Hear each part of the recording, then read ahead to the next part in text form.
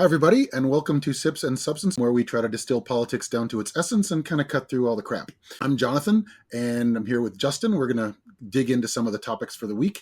You might notice we have a new uniform this week, which is actually coincidental. We just happened to pick the same color shirt. But if you're wondering why we're dressing the same, we did not share a memo. This week, we're going to talk about what happened with the lawsuit, the defamation lawsuit that ABC News settled with Donald Trump. I think both of us think that there's some interesting repercussions from that. We're going to get into that. We're also going to talk about the person who is now seemingly president-elect, which seems to be all of a sudden Elon Musk. So we're going to get into actually sort of the dynamics with his influence on the Republican Party, whether or not this is anything new, and what it kind of means going forward. He's kind of a good lead-in to talk about what happened with the shutdown aversion, but we'll save that for next week. Anything you wanted to add with what we're going to be covering today, Justin? No, I think that's a pretty good summary. We want to talk about when is it appropriate to fight? When is it appropriate to just save it for the next day? These lessons are going to be applicable for the next 4 years. I think that's a good point. Before we jump into that, we, or at least I, am back to sipping this week. Justin did not decide to accompany with a beer that he could have gotten if we'd have been inspired to. But anyway, this week I've got Wookie Jack from Firestone Walker. I'm generally, as I've said before, I'm sure you're sick of hearing it if you watched multiple times, not a huge fan of breweries that have sold to larger conglomerations, but I do like Firestone Walker, and I have a soft spot for this beer. It's the favorite beer of a friend of mine who passed away not too long ago. So when I saw it at the local store, I was really pleased to get it because they haven't been making it regularly. This is a black rye IPA, okay, which is three things that you don't generally think of together. Usually IPAs are going to be yellow, either clear or hazy, depending on what you get. But a black IPA is basically an IPA with the kind of malts you'd see in a stout or a porter, like a roasted malt. So you get more of a roasted, full mouth kind of backbone here. It's not sweet per se, a little bit sweeter than some of the IPAs with the extra malts, but it's more just kind of depth to it. Then you have the hops on top, and then you have rye in this, which adds another earthy tone to it, right? So I love rye beers. I love black IPAs. So this is a really solid beer for me, and it's got a nice sort of emotional connection. Cheers, Steve. Okay, for our first segment, we're going to discuss the ABC settlement with Donald Trump. So earlier this year, Congresswoman Nancy Mace was being interviewed by George Stephanopoulos on an ABC News show. And, Nancy Mace is a victim of sexual assault. And George Stephanopoulos basically said, how can you support someone who has been found liable for rape, something to that effect, and was basically pressing Nancy Mace on how she could support him. So here we are now. Trump, being his usual litigious self, threatened to sue ABC. And, from a legal perspective, he absolutely had no case, right? Mm-hmm. In order to prove defamation, you need three things. You need actual malice, which is a standard from the Sullivan case, Supreme Court case, which we'll talk about a little bit later. You need to be factually incorrect, and you need to show that there's been actual damage. So let's go through each of these three. Mm-hmm. Now, was Stephanopoulos factually incorrect? To some degree, right? If you want to be pedantic, yes, he was wrong because the jury did not find him liable for rape. Well, except there's an exception I think we should point out is that E. Jean Carroll had said Donald Trump was found liable for raping her, right? Right. Trump tried to sue her. He did sue her. And the judge said, no, this case is so frivolous. He threw it out before it ever got anywhere close to a jury because he said, the law may specify differences, but in common parlance, what you did can be what you're held liable for can be fairly described as rape. So a federal judge has already said this is not factually incorrect. So to say it's a stretch for that to be the case is I think where we should leave that off. But I would argue that this is the strongest part for Trump's case. That's probably true. And it's the part that a federal judge had already dismissed. Yeah. And then there's the actual malice, right? So unless there was like something on the producer screen or on Stephanopoulos' phone or some other folks in the organization where they knew that they were going to push this issue hard. It's pretty unlikely, but you would need to not only have malice, like intentionally do it, it's, also reckless disregard for the truth. That I think is important to note, because technically the word malice here in this legal context is not so much, I really want to hurt you and I'm going to be mean and nasty about it. It's the idea that you knew that it was wrong, and you knew that it was false, and you said it anyway. Right? That's the main gist of what they mean in this section, is that you knew it was wrong, you didn't care, you thought it would be great to use, and you said it anyway. And that's sort of the standard I think that they're kind of getting at with the malice here. It's not what we go back to common parlance. It's not like, oh, he did it meanly and nastily and evilly. It's he did it when he knew full well that it wasn't true. And I think that, as you're saying, being maliciously false, I guess would be sure. Yep. And then lastly, harm to reputation. I think it would be really difficult to prove some sort of damage. That Trump in this regard is almost dismissible. But he then just won the election. So what kind of damages did he really suffer? Not only that, but his behaviors are kind of priced in. There was the Access Hollywood tape. People expect this kind of behavior from Trump, and they just look past it. Mm-hmm. So those are the three things that you need, and I think it's pretty clear that this case, if it didn't get thrown out, ABC would win the suit. Yeah, I think that's true. Which raises the question then, well, why in the world are you settling? Right. It's a case that you probably are going to win handy. Probably not going to probably shouldn't get to trial. Probably wouldn't get you a loss in a trial. Right. Probably if it did, would get overturned by an appellate court judge. Mm-hmm. If that didn't happen, should be overturned by the Supreme Court. Right. So you got to wonder, well, why is ABC making this decision? And there's a number of reasons.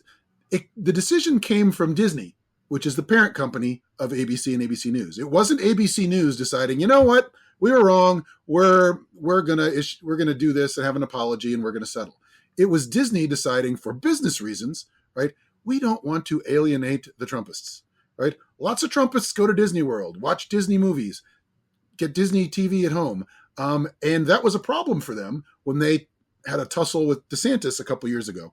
Over the don't say gay stuff in Florida and all that. Some of them did boycott, and Disney sees this could be a problem for our business interests, especially when a disagreement with Trump would be far more salient for most of the MAGA crowd than a disagreement with DeSantis, right? So they had business reasons for it. At the same time, right, it was really cheap, right? $15 million is nothing to Disney. Recently, they've settled other cases for $43 million and $233 million, $15 million. They write a check, they go on, they can forget about it. They issued a kind of self-serving statement, right, that said, oh, we were worried that fighting it would give the Supreme Court a chance to revisit the Sullivan case and really hurt press freedoms, which on its face, it just sounds like nonsense. Yeah, doesn't pass the smell test. No, and if you take that logic to the extreme, then every news organization should settle every defamation case so the Supreme Court doesn't make it worse, right? Which is just, it defies logic to say that. Right. We have to always give in, otherwise we're going to have to give in. Like, what? I don't get it. Yeah. So it seems like very self-serving for Disney. Now, a couple things that are a little bit offsetting, like it's in Florida, right, rather than in New York. And in Florida, you get this is a more conservative judge, and the judge had given hints that they thought the case wasn't completely out of left field and had some sort of merit and could go forward. And a Florida jury probably going to rule differently than a jury in, say, New York if it does get to trial. And the Florida appellate court might rule differently than the appellate court up in New York. And you're going to get to a conservative Supreme Court if you keep going. And there is some risk that the court would ultimately rule for Trump, right? That's a long way down the road and a lot of ifs to connect. So personally, I think they weren't scared so much of losing as scared so much of hurting their other business interests. That's what I think it was just like a nuisance to them, right? Yeah. And suppose it did go all the way up to the Supreme Court. That takes months, if not years, and you just have this hanging over your head Right. And Trump's beaten it like a drum. Right. And it's just completely unnecessary, right? Yeah, not So, going to so yeah, Florida. I mean, for a company like Disney to just say, you know, fine, 15 million, like, fuck off, Yep. hopefully is what will happen in their eyes, right? So yeah, which then leads us to the question, well, so why do we care? Disney settled, this is going away. They apologized to Trump, right? Why does it matter? Okay. And for me, I think there's a couple things, right? First, right, it's a really horrible precedent in three ways, right? Well, I guess that's going to cover pretty much all my objections. The three different precedents that it sets. Politically, you are telling the world that the man who made his career off of saying fake news, that you are fake news, right? ABC News is admitting we made this, we basically were wrong here. We're attacking Trump when we knew better, is more or less what they're saying. We are fake news. And I think we shouldn't underestimate how much mileage he's going to try to get out of that, and really can. It's going to just cement further in some of this schism in the country in terms of politics, and also really reinforce the idea that conservatives can't trust the mainstream media. And that's not going to help matters at all. And the second part, right, the second thing is in the media, right, I think it really has a potential chilling effect on negative coverage. If you know that Trump is going to sue you, or someone's going to sue you if you're negative, and ABC has set the precedent that we're going to settle, you know that that's going to filter through to the ABC newsroom. Our executives do not have our backs, right? We can't count on them supporting us if Trump sues or anybody else sues, right? Which is the third part. This is going to really encourage people who are upset with negative coverage in the media to sue, right? And Trump has already sued more people. He has sued the woman that put out the poll that kind of snowed us on Iowa, or at least me. And he's suing her for having a bad poll, right? Kash Patel is suing people.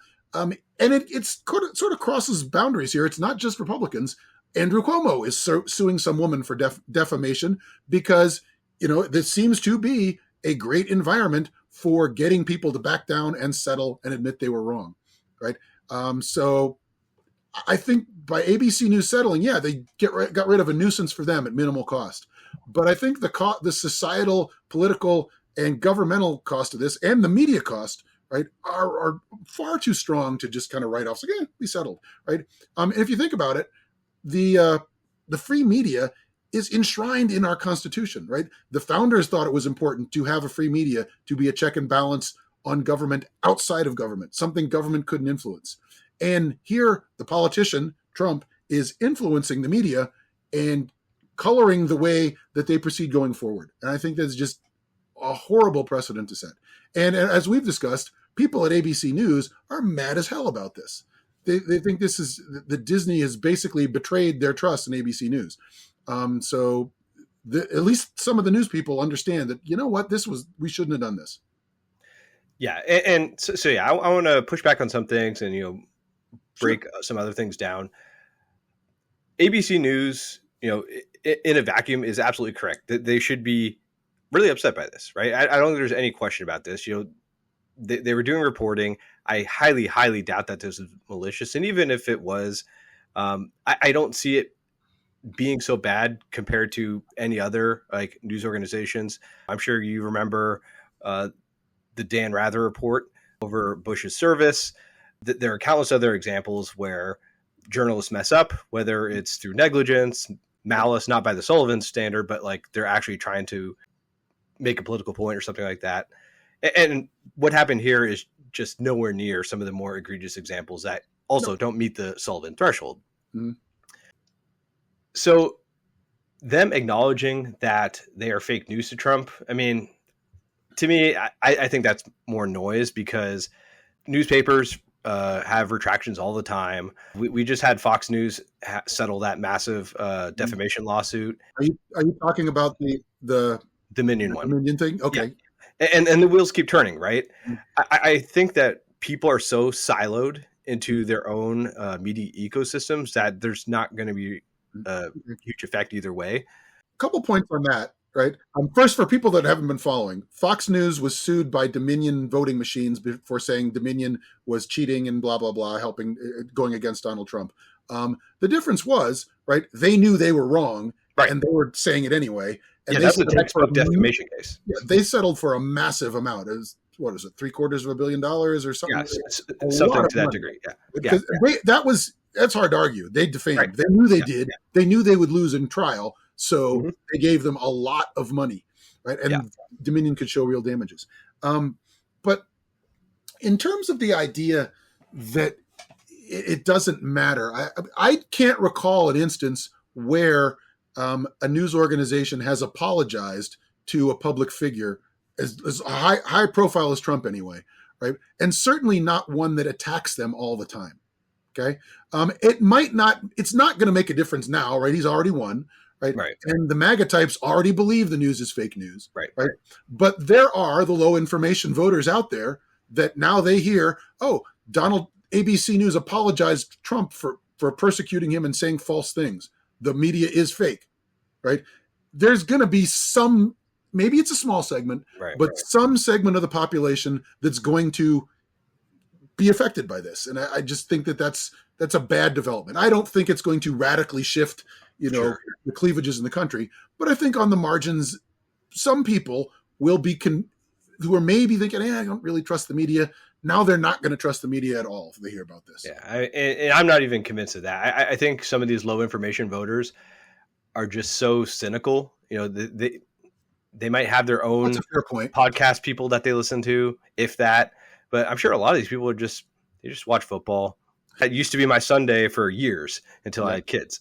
I got my son into football early. See, that's the strategy. You got to get your son, both your kids, get them into football early, and then they'll watch football with you. Yeah. And then another thing that you mentioned, this is going to encourage Trump to file more suits. Maybe. He got $15 million sent to his library and $1 million in legal fees paid. Mm-hmm. But I mean, for decades, he's been just suing people. You think it's a coincidence that he sued the woman in Iowa for her poll a couple of days later? I think that was just going to happen anyway. He's suing 60 Minutes. Yeah, he's suing everybody. It's certainly not going to deter him for filing more lawsuits. Right. So I mean, I think this just comes with the territory of Trump, and it is what it is. So one thing that is interesting, though, is this potential chilling effect on negative coverage, right? Mm-hmm. So I don't think news organizations are going to worry about that. I do worry about news organizations who answer to higher ownership. So a good example. Most of them now, isn't it? Isn't it? I don't know if CBS does, because CBS is the company, right? No, they're owned by Viacom. I think owns them. But Viacom's like media in general. Maybe. So, and they do some pretty racy stuff. So I don't know. They might be a bit more immune. But yeah, so going to the Washington Post, who's owned by Jeff Bezos, and then the LA Times, owned by another tech billionaire, I think that's where you can have more issues. Yeah, I think the only place that hopefully is still a little bit immune would be the Times. Oh yeah. They should be completely immune. Let's hope. I don't know. I'm on the fence about that one. If you worked for ABC News, would you think that your bosses are going to have your back if you have negative coverage of Trump?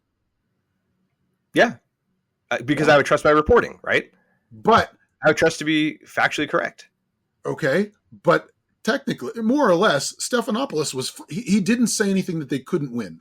I would be worried that they're going to settle even if they think they could win, right? And I would be worried that a directive is going to make its way down at some point in time and say, "Hey, we're tired of paying these settlements. Stop with this stuff."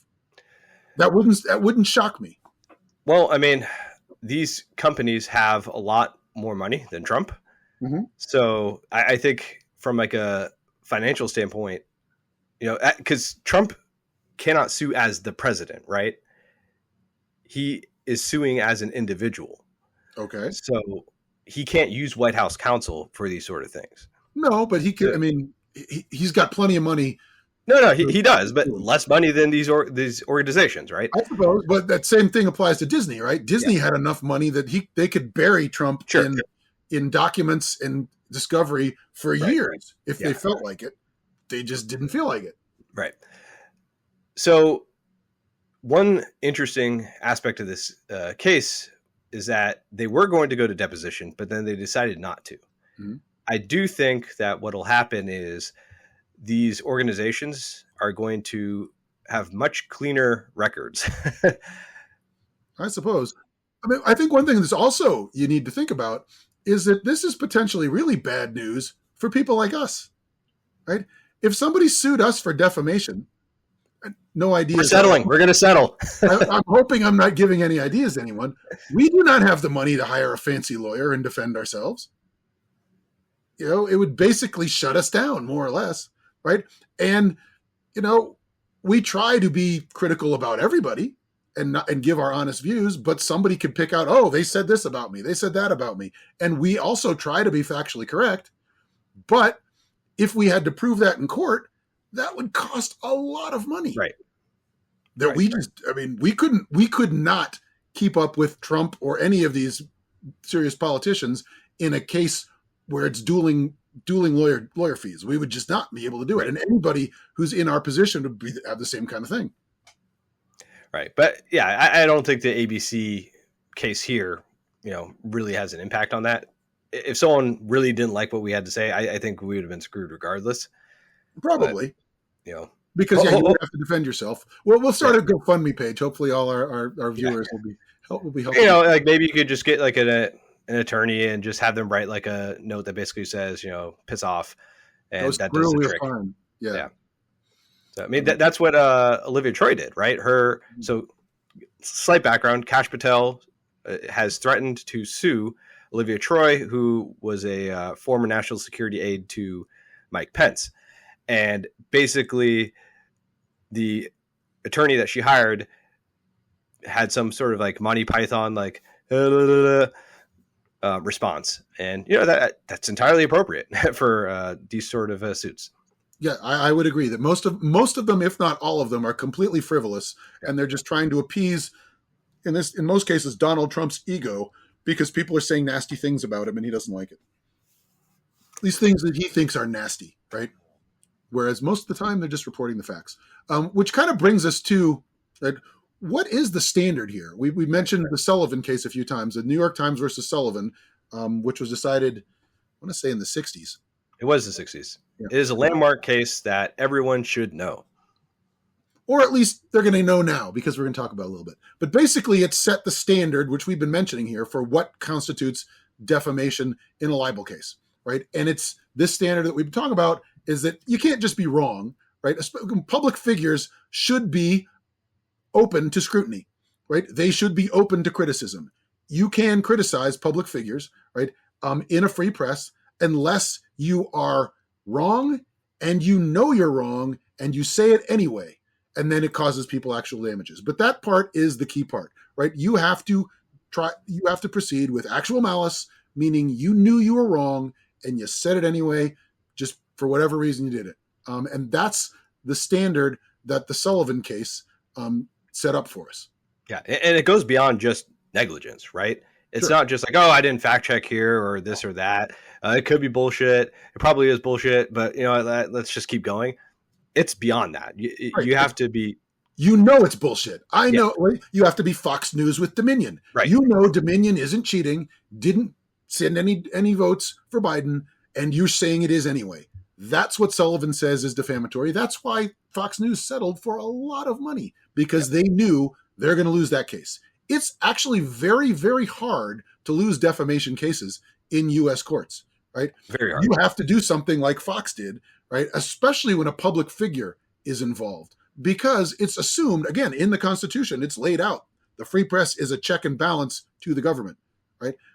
So you have to really cross a high bar. And Sullivan just makes it a little clear for us. It's, and I think one of the things we'll talk about is it clear enough? Is it too ambiguous, right? Do we need to revisit Sullivan, which is I think, An interesting topic to debate. I think the conclusion is pretty straightforward. I think we have a difference of opinion there, but I think it's worth talking about. Like, what do we like the Sullivan standard? Do we like that people have to know they're wrong and say it anyway to make conduct liable and actionable in court? Because Donald Trump has said we need to change the libel laws. We need to make it easier to sue the press. And again, for very self-serving reasons. He does not like negative press. Nobody likes negative press, but it really seems to bother him more than pretty much anybody else in recent memory. Yeah. So I think the important thing here is the Sullivan case has to do with public officials. And then later on, there was a case, I don't remember what it was, but Butts is in it. And I thought that was funny. So that expanded it to anyone who's famous, basically. Someone who's publicly known. Yeah. And for someone like us, even though we're mildly famous, right, due to this podcast, that's quite a stretch of the word famous, but okay, we'll flatter ourselves. Our standard would be much lower, right? That the negligence standard that I mentioned, where like you didn't fact check and then it caused us damages, we would have a higher chance of winning. Except we don't really have any income from this, so our damages would be kind of minimal. But sure, right. But yeah. When Mike Lindell comes through with the My Pillow money, then we'll be able to have damages. So Neil Gorsuch on the Supreme Court, he recently had a dissent in a writ of certiorari. Am I saying that correctly? Close enough. Yeah. And he basically said, you know what, we should revisit Sullivan because the media landscape has changed. We were able to survive for 200 years without Sullivan. And it's worth debating. So I read his dissent in full, and I think he made some good points. When you have to deal with disinformation and how fast it can spread, how you and I are technically part of the press now.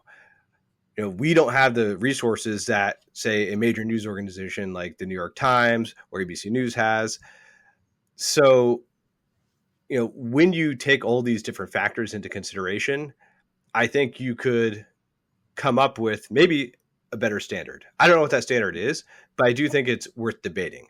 And so we were talking offline that, and I suggested, this should be a great law review article, right? People who have studied these Supreme Court cases, looked at other defamation cases, looked at sort of the media landscape now, and maybe they could come up with something interesting. They could debate it, and it would just be in like the political science, lawyer world. It wouldn't really touch, politicians, because anytime the politicians start touching it, then it just becomes completely toxic, right?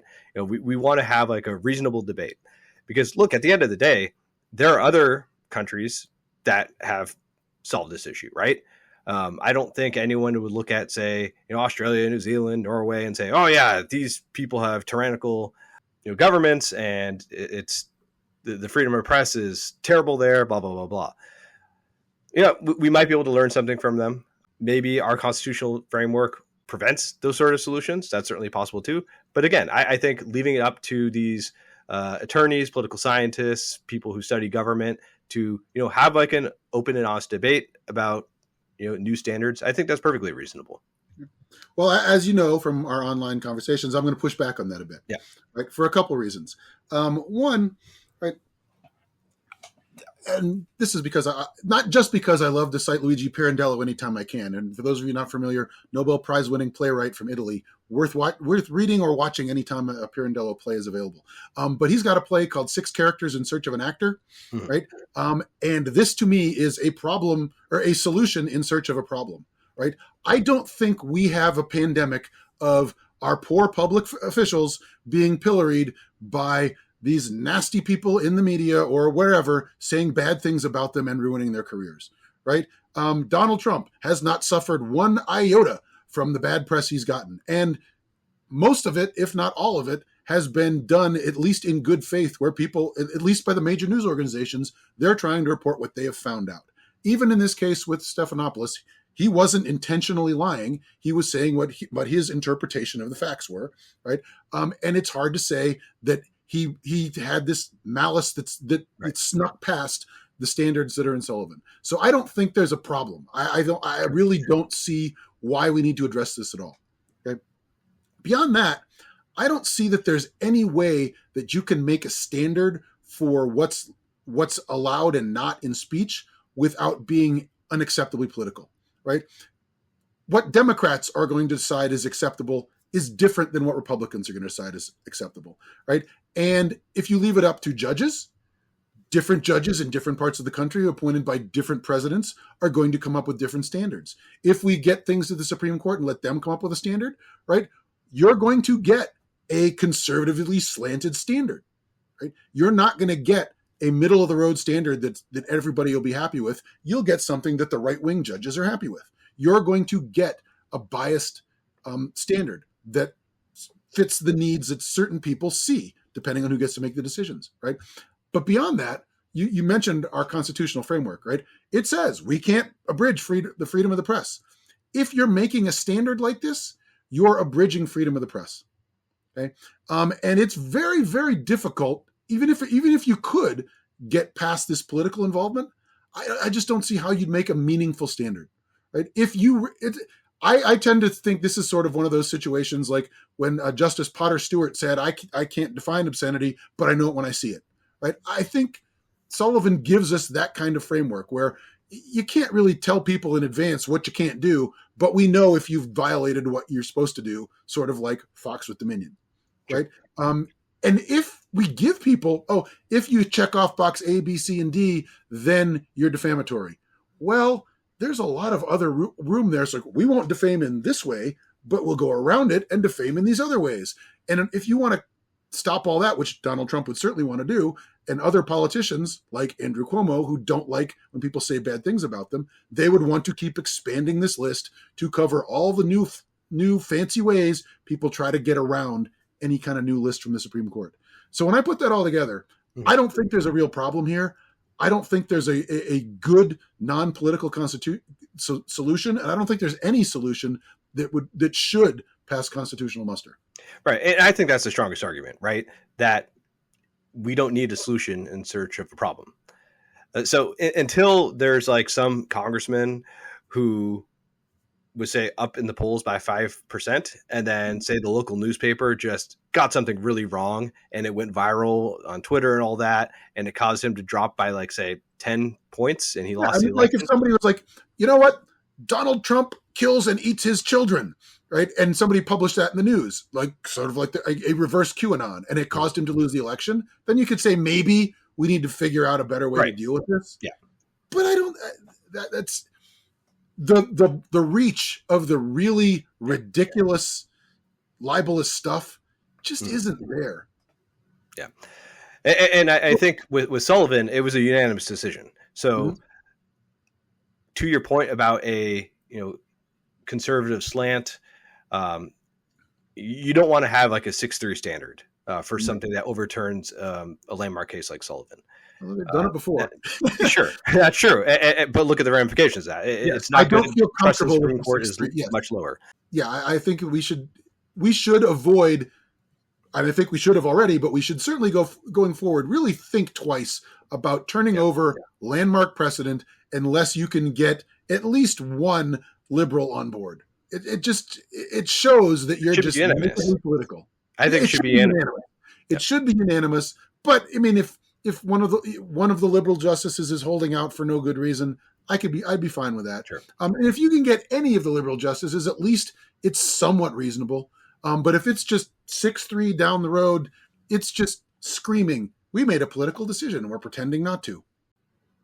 So the other topic we want to talk about this week is what's going on with Elon Musk. How did he become all of a sudden president-elect? And obviously that's a lot of tongue-in-cheek and very facetious because he's not. But Elon Musk is really flexing his political influence, most notably, right, with what happened the last couple of days. The Republicans and the Democrats negotiated a bipartisan deal to keep the government funded, right, into Trump's term, right? And from my understanding, what I've read is that Trump was in the loop. His people knew what was going on, and they were okay with it. And then Musk wasn't. And he torpedoed this budget deal with a series of tweets. Well, he was spreading lies while doing it. He was claiming that Congress was getting a 40% pay raise when I think it was actually like 4%. And he was claiming that a football stadium in Washington, D.C. was getting $3 billion when literally it was getting nothing, just an extension on a lease that they already have.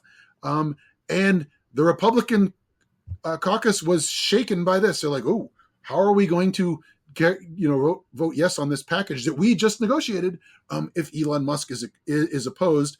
And then next day, Donald Trump is like, yeah, we can't do this. We need to do all these other things that Elon Musk thinks we need to do, notably include a raising of the debt limit. So Trump wouldn't have to negotiate over that, and he'd be able to do whatever he wanted to. Through the first 2 years. That's an important part. Yes, for 2 years. So he wouldn't have to negotiate at all with Democrats. He'd do whatever he wanted to do. So Mike Johnson, I got to give him credit. He's in a really tough position, and it's about to get tougher once the House majority gets even slimmer. He's like, okay, fine. We're not going to vote on this bill. Let's come up with another plan that raises the debt ceiling because that's what Trump really wants. And that failed catastrophically. It got no votes from the Democrats, and a lot of the fiscal Tea Party folks like Chip Roy were pretty pissed off, and it just got to be factually correct. I'm pretty sure they got 2 Democratic votes. So we don't want to slander them at all. Camp, Perez, and someone else. Yeah, but in any case, virtually none. And he's in a really sticky position, which we're going to talk about next week. But this week, if we look a little bit more closely at Elon Musk, like what's going on there? And at first glance, right, with recency bias, or everybody's like, "Oh my God, what kind of arrangement is this with the Republican Party? We've never seen this before. This is unprecedented." Before we do that, we should say, you know what? As of this recording, the old deal with a little bit of change passed the House. So basically, there's no debt limit increase. We in our show notes we linked what's in, what's out, so you can go through that. And the Senate has also passed it. So we expect Biden to sign it by the time you listen to this.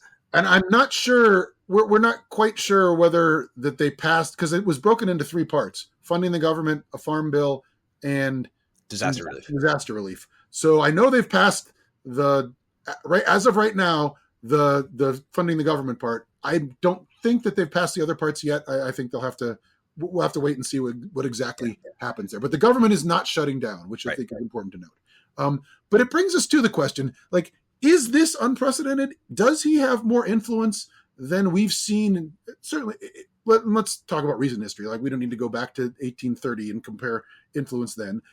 Completely different landscape then.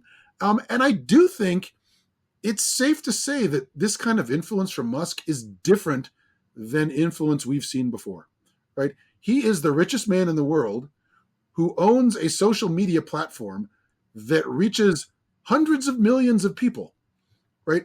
Anything he says gets blasted out to all his followers, and then the algorithms on X, formerly Twitter, amplify what he has to say to everybody else. So when he says something, people online anyway, and which is a fair amount of people, right, at least hear it, at least get exposed to it. He has the ability to reach a lot of people. And a lot of the people he does reach are pretty loud, at least on the internet, right? And it seems that Republicans right now are kind of scared by this, right? They're very sensitive to it. Yeah, and even Donald Trump seems to be in a position where, well, if Musk is saying something and putting it out, I can't really say no yet, which is interesting to see if that dynamic holds, because that's not usually how Trump does business. He doesn't like playing second fiddle to anybody. Now, so this phenomenon, I don't think is particularly different than the power that Rush Limbaugh had in the 90s and 2000s, right?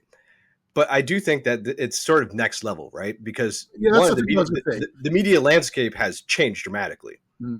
Yeah, it's not different in kind. I think it's different in reach. He reaches more people. Now, Limbaugh, his audience were persistent voters, right? Mm-hmm. Musk's audience, he has a huge reach, but I don't know how many of those are persistent voters, right? Right. And there's a certain percentage that aren't even alive. right? There's a number of bots in there. Right. So yeah, it's hard to say how many voters are in there, but it's quite a big reach. Right. Yeah. But I will say, in this landscape where you have so many different sources of media, whereas like in say the 90s, it's like, yeah, you had cable news, you had talk radio, and that was basically it. Well, newspapers were actually a thing back in the 90s. Yeah, what's that? But yeah, but the fact that we have all these different types of media now, but Musk is still like up there, that's a big deal. He's breaking through everywhere. And so we have to take that into consideration. Yeah, and I think, like we talked again about people like Rush Limbaugh, Grover Norquist, even people like Jimmy Hoffa and Richard Trumka, who are labor leaders, and business leaders like Warren Buffett or Jamie Dimon from Chase, right? They have influence. But I can't recall an instance where there's been a bipartisan deal negotiated and some outsider has said, you know what? No, you can't do this. And everybody fell in line. This is just really an outlier in at least what I can recall. There may be some examples, but none of them occur to me right off the bat. Yeah, I mean, I have to imagine that there was something like that during like the Tea Party era, during the Obama administration. I mean, there was some, but I don't think from outside. I mean, there was enough Tea Party stuff within the party, right? That was like a smaller group of people. People like Rush Limbaugh and whatnot could influence the Tea Party and Glenn Beck and all those guys, O'Reilly, right? And then the Tea Party would make noise and whatnot. Mm-hmm. But if they had enough noise, if they had enough votes to scuttle something, they would, right? But it wasn't the entire conference is listening to a person in the way that they seem to be listening to Elon Musk. Yeah. And the examples you gave, right? The labor leaders, the business leaders, an important distinction here is that they stay in their lane, right? Yeah.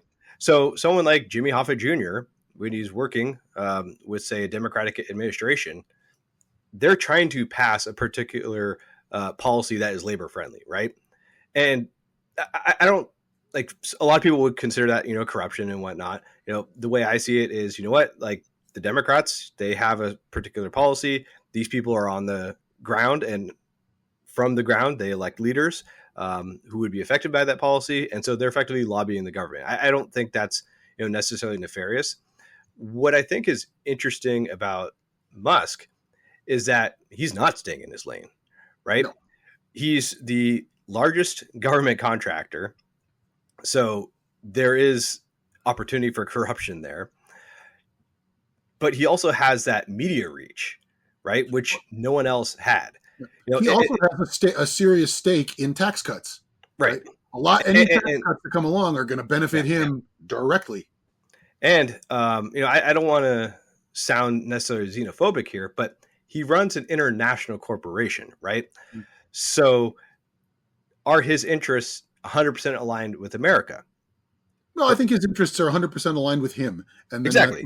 And so he plays nice with China for good, which is good business sense on his, from his point of view.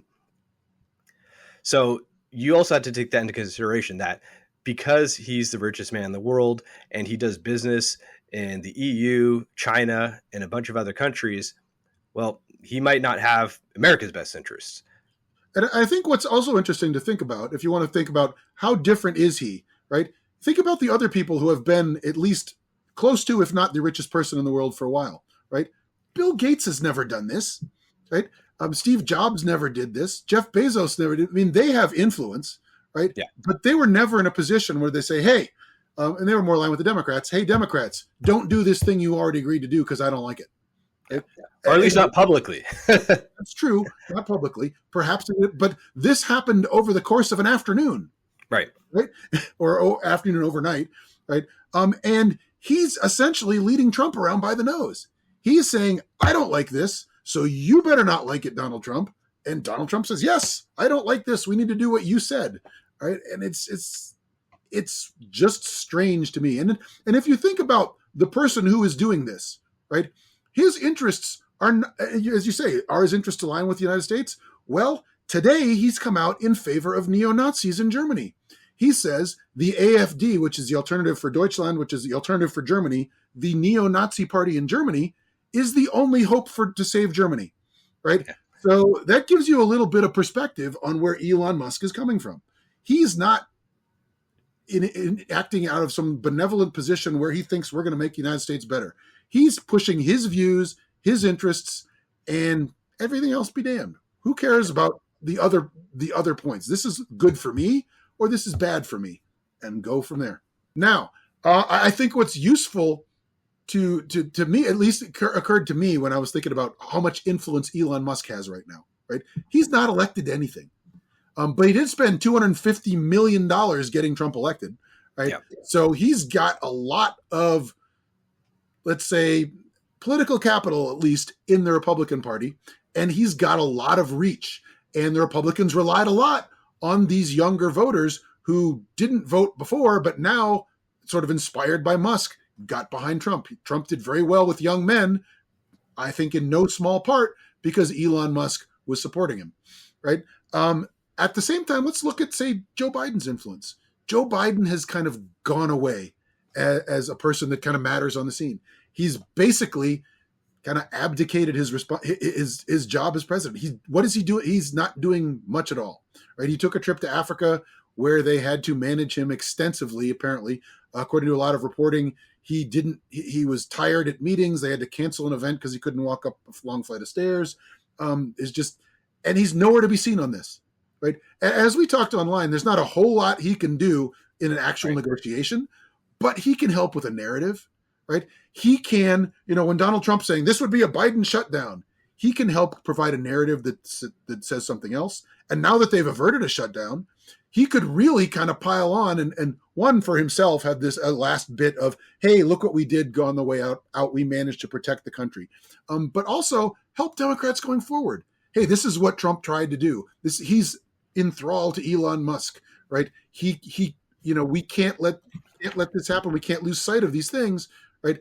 He can be at least heard, and it might not have a huge impact, but we are still paying his salary as president. He can make an appearance once in a while, try to do something. He's not even trying to have any influence anymore. It's a little dispiriting. I'd like to see, somebody at least try to manage the government that he's still technically running.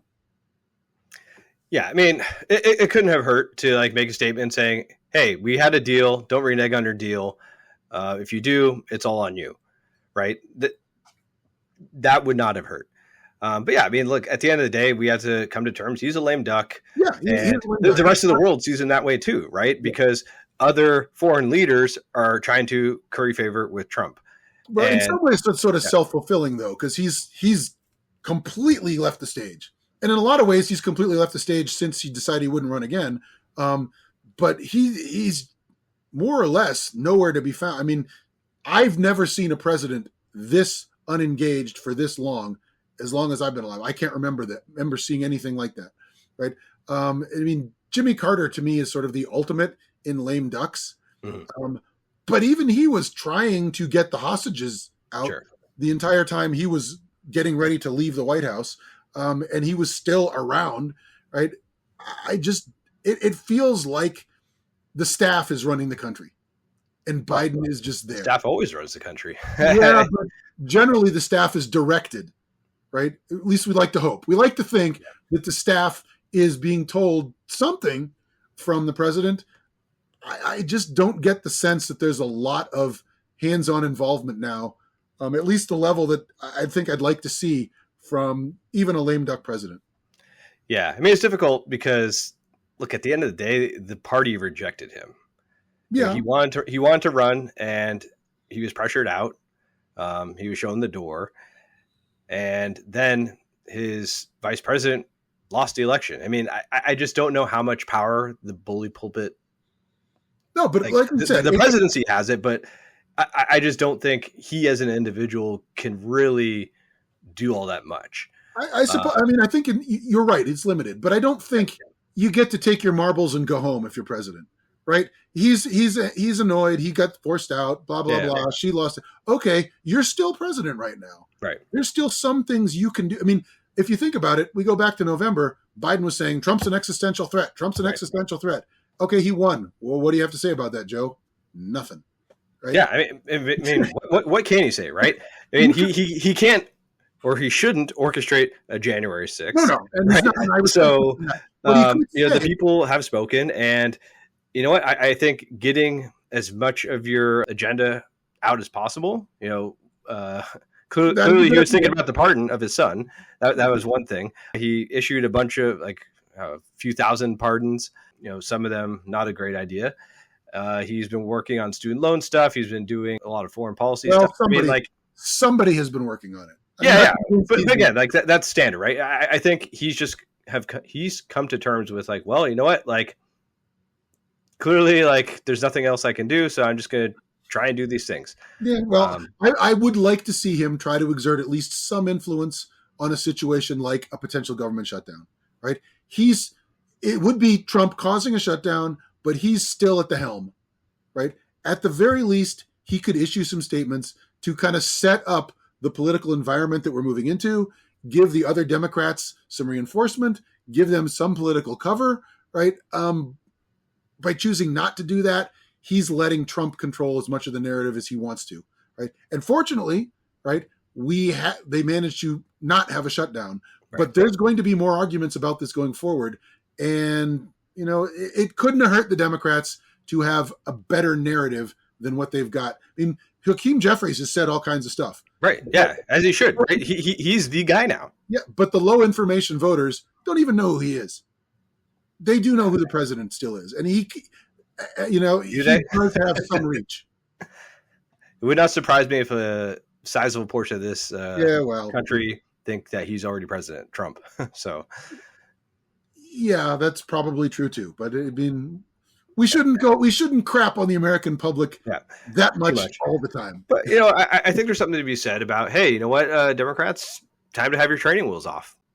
The Democrats are going to be out of power. And so you need to learn how to fight But he's still the president right now. Yeah. He hasn't rejected his salary. He hasn't stepped down. He's still the president. He's got a little bit of responsibility in my mind to try to exert a little bit of influence when he can, right? Don't just cede the field to Trump completely.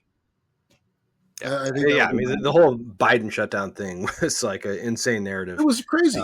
And I don't know why Biden couldn't take 5 minutes and say, you know what, this is ridiculous. We had a deal. He torpedoed it because Elon Musk is leading him around by the nose. This is what you're going to get from him. You vote, the people voted, the people spoke. He can do what he wants when he's in office, but when he's going to try to wreck things when he isn't even in office yet, we need to make it known that he's the one doing this, and this is just not reasonable. Yeah, I think that would have been helpful, and I think it would have set up the Democrats going forward, right? Because there's not a lot of opportunities to resist in the fact that the Republicans have the Senate and the House, but when it comes to things like the debt limit, right? They're going to need to have the spine to say, you know what, we're not giving you the debt limit unless you're going to agree with us on some things, because they're going to need Democratic support. And that's why he's for getting rid of the debt limit, so he could do whatever he wants and not have to compromise at all, which I'm not in favor of in the least. Yeah. Well, I think that's a good place to wrap up. This Biden influence thing, it kind of ties back to, the theme that ABC had to deal with, which was, should we fight or should we just let it go? And I think that's going to be the question that we're going to deal with for the next 4 years. Yes. And I think that should Democrats win the House in 2026, Republicans are going to have to deal with the same thing, right? When should we fight the Democrats, and when should we overpower the Democrats, and when should we let it go? That's just going to be a common theme in politics. Yep. Yeah, I think, the era of bipartisanship seems to be well distant in the rearview mirror. Trump seems to think that he doesn't ever want to have to compromise at all, right? Elon Musk kind of echoes that same idea, right? Compromise is a bad word. And that's when you get things like this, right? They've had a compromise. Johnston had no option but to make a compromise. He was not going to get enough Republicans to agree on this, that he's going to pass it, because there's just some that aren't going to vote for anything ever.